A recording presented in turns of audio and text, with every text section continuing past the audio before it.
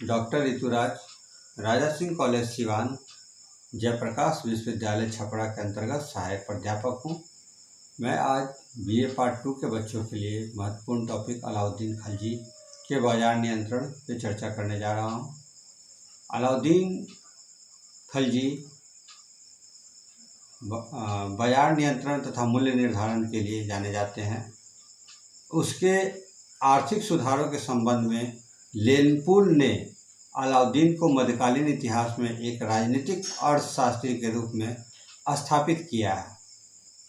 भिन्न भिन्न वस्तुओं के भिन्न भिन्न बाजारों का निर्माण कर और उसके मूल्यों को निर्धारित करना उस युग की अनोखी बात थी। इस दृष्टि से लेनपूल की बात युक्तिसंगत प्रतीत होती है।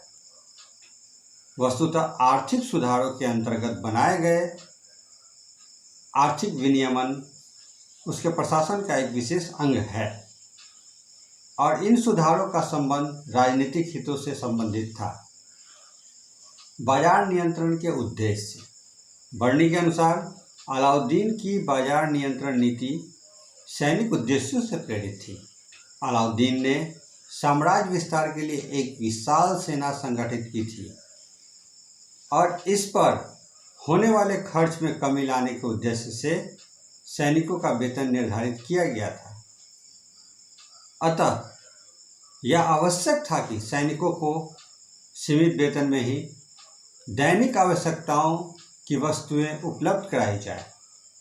बर्नी कहता भी है कि यदि उतनी बड़ी सेना को साधारण वेतन भी दिया जाता तो राज्य का खजाना 5-6 वर्षों में ही समाप्त हो जाता।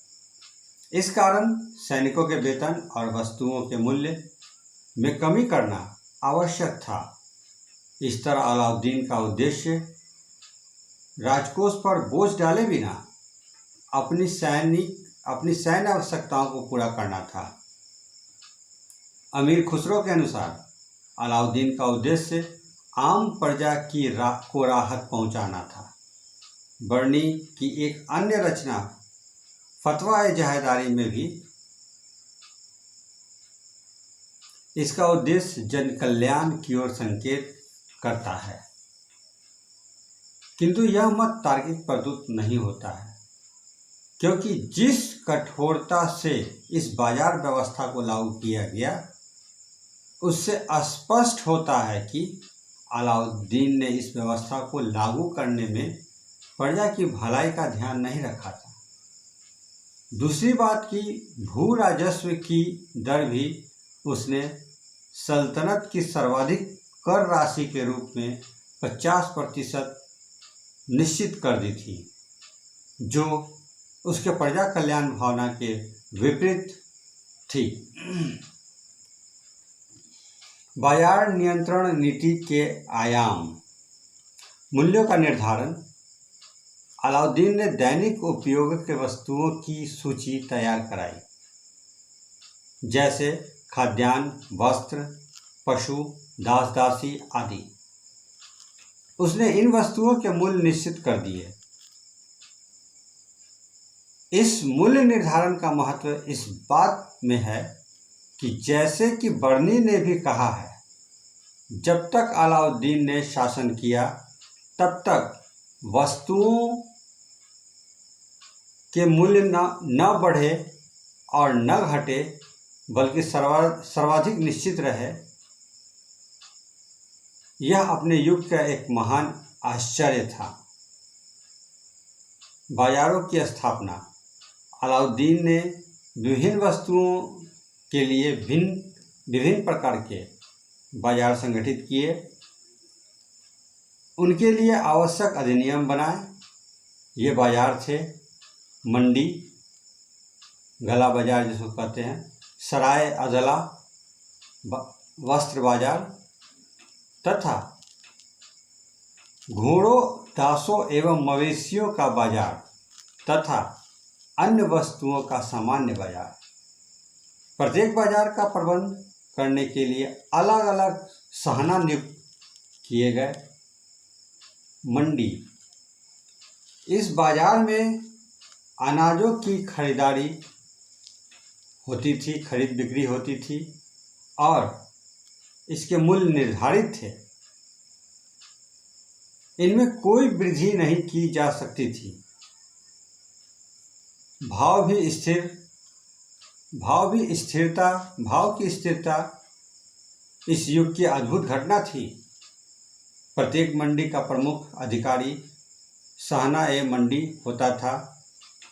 मंडी में अनाज की उपलब्धता सुनिश्चित करने के लिए यह प्रावधान किया गया कि दोआब की समस्त खालसा भूमि का लगान अनाज के रूप में वसूली कर सरकारी गोदामों में रखा जाए। हेराफेरी करने तथा कालाबाजारी करने वालों को कठोर से कठोर दंड देने की बात की गई। सराय ए अदला यह सरकारी धन से सहायता प्राप्त वस्त्र बाजार था। इसमें 1 टके से लेकर 10,000 टके मूल्य की वस्तु लगाई जाती थी। सुल्तान ने मुल्तानी वस्त्र व्यापारियों को अग्रिम धन दी, जिससे वे अन्य माल खरीदकर नियंत्रित दरों पर सराय ए अदला में बेच सकते थे। वास्तव में इस बाजार में व्यापारी नहीं थे, बल्कि शासन के एजेंट थे। संभवतः इस लेन देन में राज्य को कुछ हानि उठानी पड़ती थी, क्योंकि व्यापारी मुनाफे की दर पर माल नहीं बेचते थे। इस बाजार से संबंधित परवाना नसीब परमिट अधिकारी नामक अधिकारी होता था, जो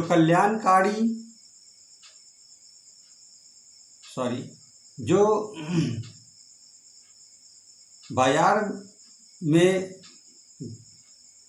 गलत नीति को या कालाबाजारी को रोकता था, जिससे कि कोई व्यक्ति सस्ते मूल्य पर खरीद कर उसे बाहर महंगे मूल्य पर ना बेच दे। घोड़ों, दासों व मवेशियों का बाजार। वस्तुतः दासों, घोड़ों एवं मवेशियों के बाजार में मूल्य वृद्धि की समस्या दलालों द्वारा उत्पन्न की जाती थी। अतः अलाउद्दीन ने दलालों को बाजार से निष्कासित कर दिया। प्रत्येक पशु एवं दास दासी की गुणवत्ता के आधार पर मूल्य निश्चित किए गए। संबंधित नौकरशाही।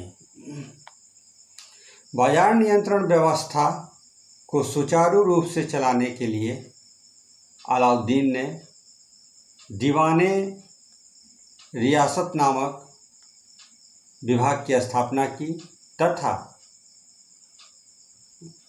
वरीद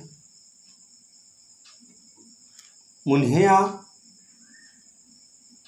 जैसे गुप्तचरों की नियुक्ति कर बाजार व्यवस्था पर सरकारी नियंत्रण बनाए रखा।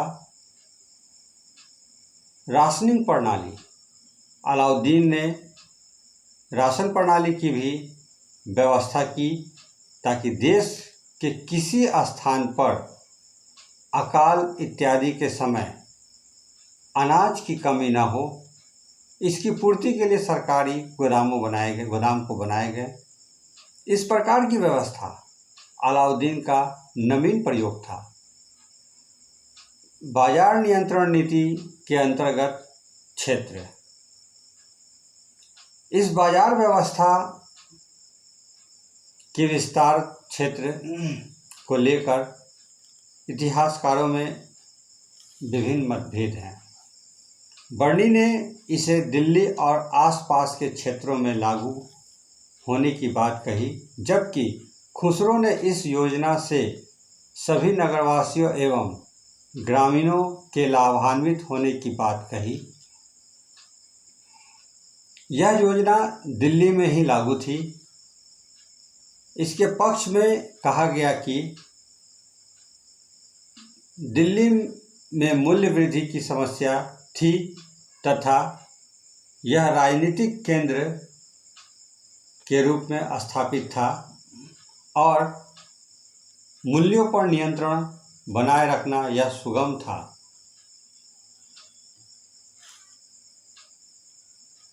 परंतु यह विचारणीय है कि मूल्यों में कमी केवल एक नगर तक सीमित रखना कहाँ तक युक्तिसंगत था।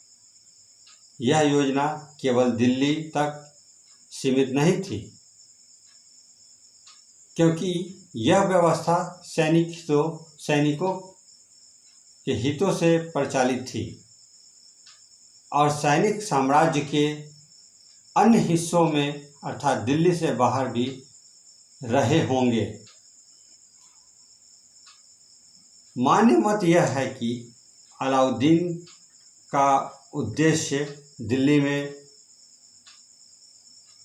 स्थित केंद्रीय सेना को उचित मूल्य पर वस्तु उपलब्ध कराना था। अतः दिल्ली और उसके आसपास के क्षेत्रों में मूल्यों के नियंत्रण मात्र से उसके उद्देश्य की पूर्ति हो गई थी। इसके अतिरिक्त संपूर्ण साम्राज्य में इस बाजार व्यवस्था को लागू किया जाना इस युग में संभव नहीं था। इस प्रकार हम अलाउद्दीन के खलजी के बाजार नियंत्रण के बारे में विश्लेषण कर सकते हैं। धन्यवाद।